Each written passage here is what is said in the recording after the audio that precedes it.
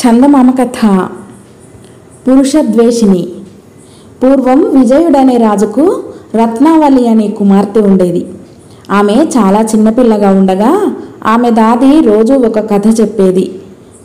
ఆ కథ ఏమంటే, అనగనగా ఒక అరణ్యంలో ఒక అడవి పావురాల జంట ఉండేది. లేక లేక వాటికి 4 పిల్లలు పుట్టాయి. ఒకనాడు అరణ్యంలో కార్చిచ్చు బయలుదేరి ఇంకా ఎగరలేని స్థితిలో ఉన్న ఆ పిల్లలను దహించి వేసింది. ఇది చూసి ఆడపావురం చాలా దుఃఖించింది. నా పిల్లలు పోయాక నేను మాత్రం బ్రతకటం దేనికి? ఆ మంటల్లోనే పడి ఆత్మహత్య చేసుకుంటానన్నది. మగపావురం తాను కూడా ఆత్మహత్య చేసుకుంటానని బయలుదేరింది. కానీ సగం దారిలో మగపావురం, మనం ఆత్మహత్య చేసుకోవద్దు, మనం ఉంటే ఇంకా పిల్లలు కలగవచ్చు, మనమే పోతే ఇంకేముంది అన్నది. ఛీ, నీకు పిల్లలు పోయినా విచారమే లేదు, నేను నీ మాట వినను అంటూ ఆడపావురం ఒంటరిగా వెళ్ళి మంటల్లో పడి చచ్చిపోయింది. లోకంలో ఎవరినన్నా నమ్మవచ్చు కానీ మగవాళ్ళను నమ్మకూడదు అని చెప్పింది దాది. ఈ కథ విని రాజకుమార్తె దాదిని చచ్చిపోయిన ఆడపావురం ఏమైంది అని అడిగేది. దాది నవ్వుతూ, ఆ పావురమే మా రాజుగారి కడుపున ఇలా పుట్టింది అని రాజకుమార్తెను ముద్దులాడేది. కొద్ది కాలానికి ఆ దాది చనిపోయింది. కానీ రాజకుమార్తె దాది చెప్పిన అడవి పావురాల కథ, మగవారిని నమ్మరాదనే నీతి మాత్రం మర్చిపోలేదు. రత్నావళి ఒకనాడు తండ్రితో, నాన్న, నా కోసం తోటలో ప్రత్యేకంగా ఒక బంగళా కట్టించు, అందులో నేను నా చెలికత్తెలు మాత్రం ఉంటాం, అటుకేసి మగ పురుగు ఎవరూ రాకుండా కట్టుదిట్టం చేయించు అని అడిగింది. అదేమిటి, నేడో రేపో నీ పెళ్లి చేద్దామనుకుంటున్నావే అన్నాడు తండ్రి. ఈ జన్మలో కాదు కదా, 1000 జన్మలెత్తినా నేను పెళ్లాడేది కల్లా అని చెప్పింది రత్నావళి. కొంతకాలం గడిచింది. దూరదేశం నుంచి ఒక రాజు కొడుకు, మంత్రి కొడుకు వచ్చారు. రత్నావళి ఉండే బంగళా చుట్టూ ఉన్న తోటను చూసి ఇక్కడ కాసేపు విశ్రాంతి తీసుకొని ముందుకు పోదామని అందులో ప్రవేశించారు.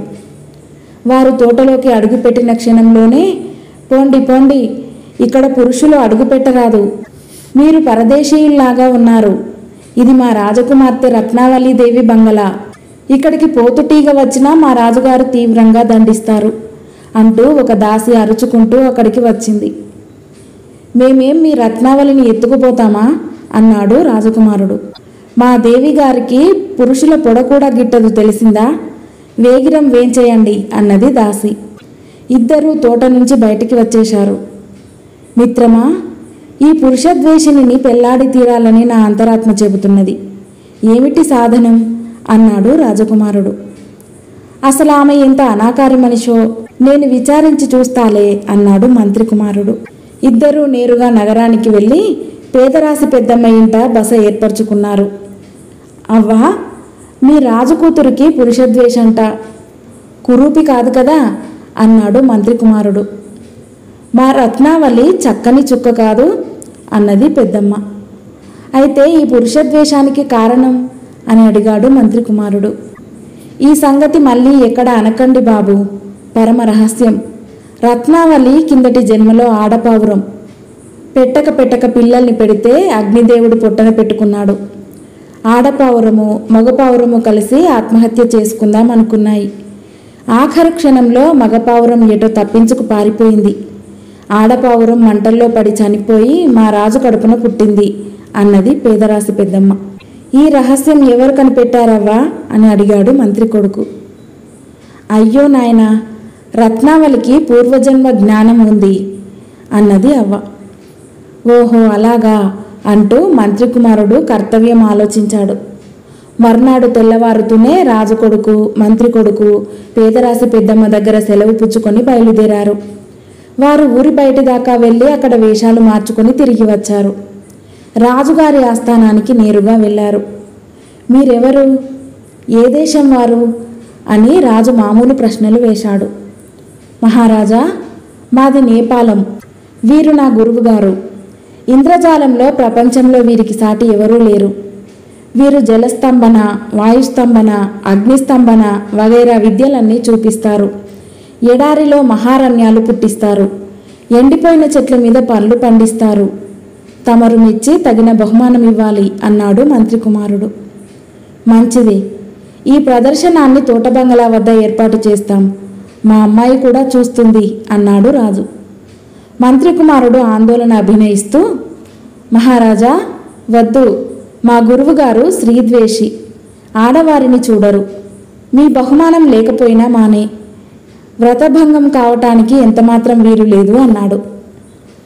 ఓహో అలాగా, పోనీ శ్రీజనం రహస్యంగా కూర్చుని అయినా ప్రదర్శనం చూడవచ్చునా అన్నాడు రాజు. వారు కనిపించరాదు, వారి గొంతు వినిపించరాదు అన్నాడు మంత్రి కుమారుడు. ఆ ప్రకారమే ఏర్పాట్లు జరిగాయి. తోట బంగళా ఆవరణలో స్త్రీలకు ప్రత్యేక స్థలం ఏర్పాటు చేసి స్త్రీలు కనిపించకుండా తెరలు కట్టారు. ఇంద్రజాలం ప్రారంభించడానికి రాజు కొడుకు లేచి నిలబడి ఇలా చెప్పసాగాడు. నా విద్యలను స్త్రీలు సరిగ్గా చూడలేకపోతే ఏలినవారు నన్ను క్షమించాలి. నాకు గల స్త్రీద్వేషానికి కారణం చెబుతాను. నాకు పూర్వజన్మ జ్ఞానం ఉన్నది. నేను క్రిందటి జన్మలో ఒక అడవి పావురాన్ని. నేను నా భార్య ఎంతో అన్యోన్యంగా ఉండేవాళ్ళం. మాకు లేక పిల్లలు కలిగితే అగ్నిదేవుడు వాటిని పొట్టను పెట్టుకున్నాడు. నేను నా భార్య ఆత్మహత్య చేసుకుందాం అనుకున్నాం. ఆఖరు క్షణంలో నా భార్య ఎటో వెళ్ళిపోయింది. నేను మాత్రం స్త్రీలను ఏ జన్మలోనూ నమ్మరాదనుకుంటూ అగ్నిలో పడి ప్రాణాలు అర్పించి ఆ పుణ్యం ఫలితంగా ఈ జన్మలో ఇంద్రజాల విద్యతో పుట్టాను. జన్మజన్మాలకు నా భార్యకు వివాహం ఉండదు. ఇదే ఆమెకు నా శాపం. నేను కూడా స్త్రీని ద్వేషిస్తాను. ఇదంతా వింటున్న రత్నావళి తెర తోసుకుని ముందుకు వచ్చి, అబద్ధం, పచ్చి అబద్ధం, సంతాన శోకంతో మరణించింది నేను, నువ్వే ఎటో ఎగిరిపోయావు అన్నది. నేనా? నేను మరుక్షణమే మంటలలో పడిపోయాను. నన్ను మోసగించినది నువ్వే అన్నాడు రాజకుమారుడు. మనం బ్రతికుంటే మళ్ళీ పిల్లలు పుడతారన్నావు, నువ్వే మోసగాడివి అన్నది రాజుకూతురు. నీ దీక్ష పరీక్షించటానికని అలా అన్నాను గాని భగవంతునికి పిల్లలునివ్వాలని ఉంటే కలిగిన పిల్లలను మంటల పాలు చేస్తాడా? నువ్వే మోసగత్తెవు. నేను ఆ మాట అనగానే నువ్వు మరొక దిక్కుగా పారిపోయి ప్రాణం రక్షించుకున్నావు అన్నాడు రాజుకొడుకు కోపం నటిస్తూ. అయిందేదో అయిపోయింది గురువుగారు, మీరు మీ భార్యను క్షమించి ఏలుకోండి. మిమ్మల్ని ఆ పరమేశ్వరుడే కలిపాడని మేమంతా అనుకుంటున్నాం అన్నాడు మంత్రి కుమారుడు. రాజకుమారుడు ప్రసన్నుడై రత్నావళిని సమీపించి, నేను నీకు అన్యాయం చేసి ఉంటే క్షమించు. నువ్వు మంటలలో దూకలేదనుకున్నాను అన్నాడు. నేనే పాపిష్టిదాన్ని. నన్ను చావనిచ్చి మీరు తప్పించుకుపోయారనుకున్నాను. నన్నే మీరు క్షమించాలి అన్నది రత్నావళి.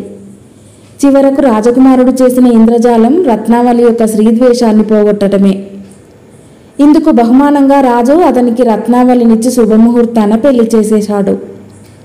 కథ సమాప్తం.